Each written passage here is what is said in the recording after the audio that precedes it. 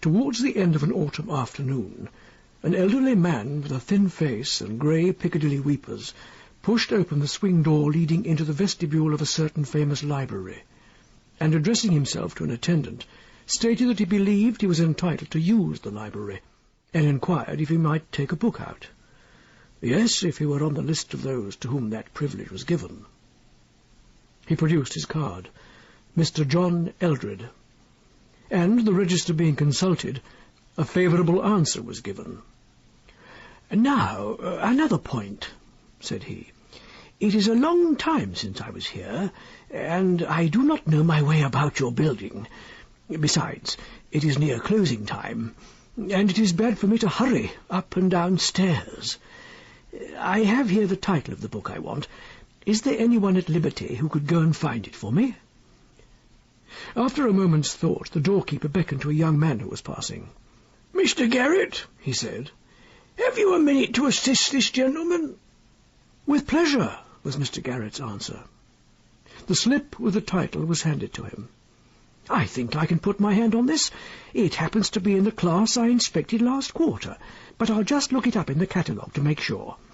I suppose it is that particular edition that you require, sir?" "Yes, if you please, that and no other," said Mr. Eldred. "I'm exceedingly obliged to you." "Don't mention it, I beg, sir," said Mr. Garrett, and hurried off. "I thought so," he said to himself, when his finger, travelling down the pages of the catalogue, stopped at a particular entry. "Talmud, Tractate Middoth, with the commentary of Nachmanides, Amsterdam, 1707, 11/3/34. A Hebrew class, of course. Not a very difficult job, this." Mr. Eldred, accommodated with a chair in the vestibule, awaited anxiously the return of his messenger, and his disappointment at seeing an empty-handed Mr. Garrett running down the staircase was very evident. "I'm sorry to disappoint you, sir," said the young man, "but the book is out." "Oh, dear," said Mr. Eldred. "Is that so? You are sure there can be no mistake?" "I don't think there is much chance of it, sir. But it is possible, if you'd like to wait a minute, that you might meet the very gentleman that's got it. He must be leaving the library soon, and I think I saw him take that particular book out of the shelf." "Indeed? You didn't recognize him, I suppose? Would it be one of the professors or one of the students?" "I don't think so. Certainly not a professor. I should have known him. But the light isn't very good in that part of the library at this time of day, and I didn't see his face. I should have said he was a shortish old gentleman, perhaps a clergyman, in a cloak. If you could wait, I can easily find out whether he wants the book very particularly." "No," said Mr. Eldred. I can't wait now, thank you. No, I must be off. But I'll call again tomorrow, if I may, and perhaps you could find out who has it." "Certainly, sir, and I'll have the book ready for you if we—" But Mr. Eldred was already off and hurrying more than one would have thought wholesome for him. Garrett had a few moments to spare, and, thought he, "I'll go back to that case and see if I can find the old man. Most likely he could put off using the book for a few days. I dare say the other one doesn't want to keep it for long." So off with him to the Hebrew class.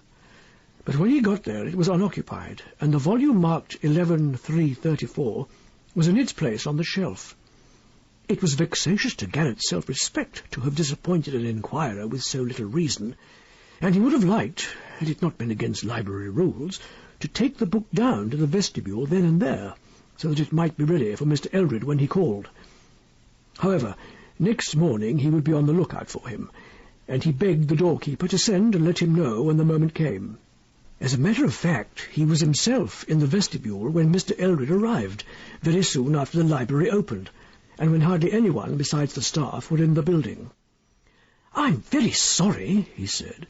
"It's not often that I make such a stupid mistake, but I did feel sure that the old gentleman I saw took out that very book and kept it in his hand without opening it, just as people do, you know, sir, when they mean to take a book out of the library and not merely to refer to it. But, however, I'll run up now at once and get it for you this time." And here intervened a pause. Mr. Eldred paced the entry, read all the notices, consulted his watch, sat and gazed up at the staircase, did all that a very impatient man could, until some 20 minutes had run out. At last he addressed himself to the doorkeeper, and inquired if it was a very long way to that part of the library to which Mr. Garrett had gone. "Well, I was thinking it was funny, sir. He's a quick man as a rule, but to be sure he might have been sent for by the librarian. But even so, I think he'd have mentioned to him that you was waiting. I'll just speak him up on the tube and see." And to the tube he addressed himself. As he absorbed the reply to his question, his face changed, and he made one or two supplementary inquiries which were shortly answered. Then he came forward to his counter and spoke in a lower tone. "I'm sorry to hear, sir, that something seems to have happened a little awkward.